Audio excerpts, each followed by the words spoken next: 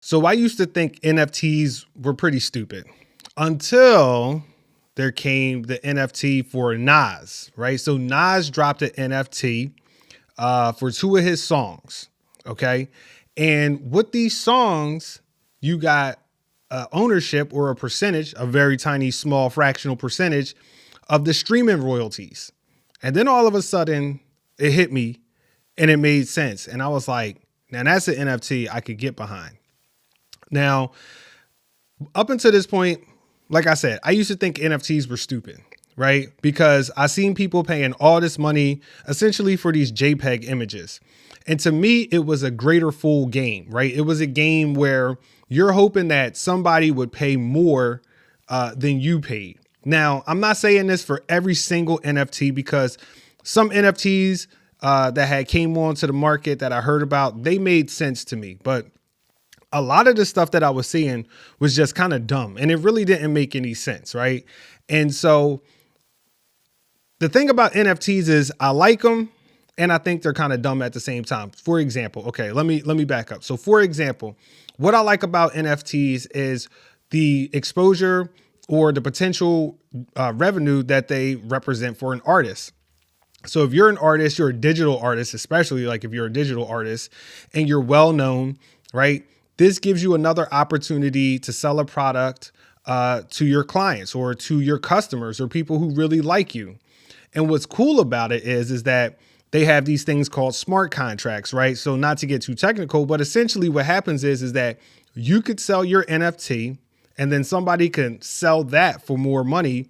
But every time that NFT sells, you get a percentage of it. So you get like a royalty that's in perpetuity, right? So you could have something and years later, somebody else sells it. And regardless, you're still getting a cut.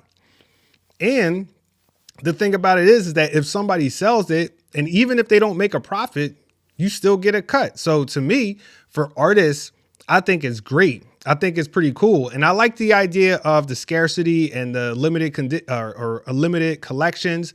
I like the idea of that.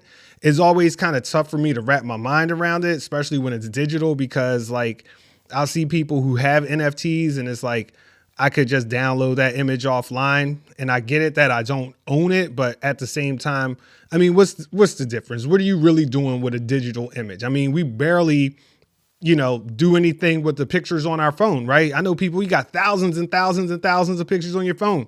Never print them out, never make a print, never make a photo book. They just sit in there. And then next thing you know, you're paying for more storage. And I digress. I could go on and on and on, but let me come back to where the point that the NFTs made sense. So Nas dropped two NFTs, right? And they're for two singles on some of his most recent albums. King Disease, I believe it is. King's Disease 2, I don't know. Don't quote me on that. Either way, it doesn't matter. What was cool about it is that the NFTs came with something else, right? They had some more type of value instead of just this rare piece of digital art, right? It was actually a chance for you to own a percent of the streaming royalties, right? So you can make money every time that song makes money. Now, to be honest, it would probably take a lot of time for you to make your money back or to even break even. Okay.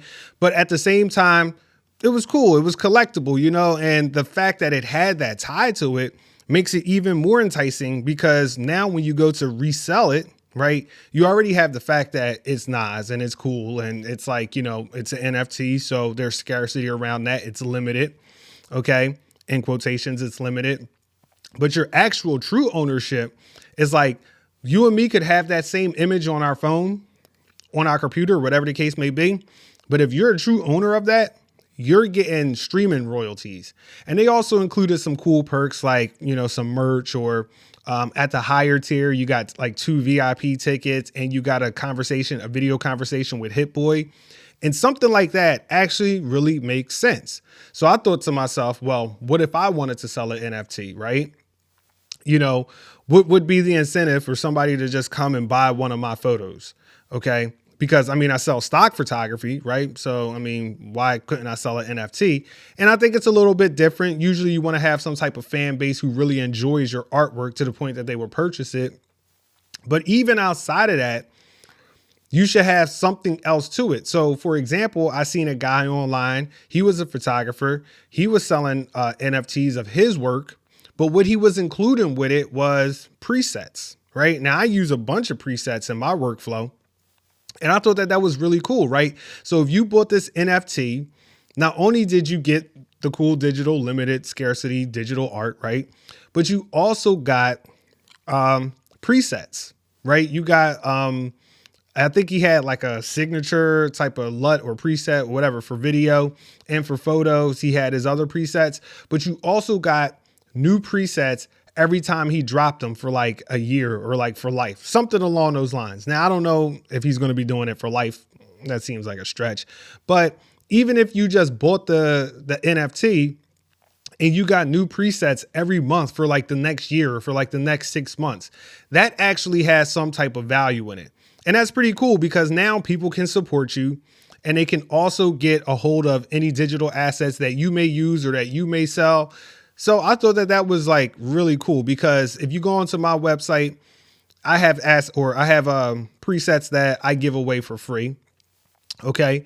But I have a lot of presets that I could use, and or that I could do or add some type of additional, give to it. So NFTs are starting to become cool to me now, right? Because now they're having all these different like added bonuses onto it. Like maybe if you own it, you get special admittance into like a certain venue, or maybe you get to be first in line when a certain new pair of Nikes drop, whatever the case may be. And then you also get this, collectible art that goes along with it, which I don't know how much value that will have in the future, especially like say if it's like you're first to get in line to get a new pair of sneakers, and then once you sell that, then, you know what I mean? But if it's like a recurring thing, like every time something new drops, you're like the first to know by getting that NFT like 2 years ago, but you're still the first to know.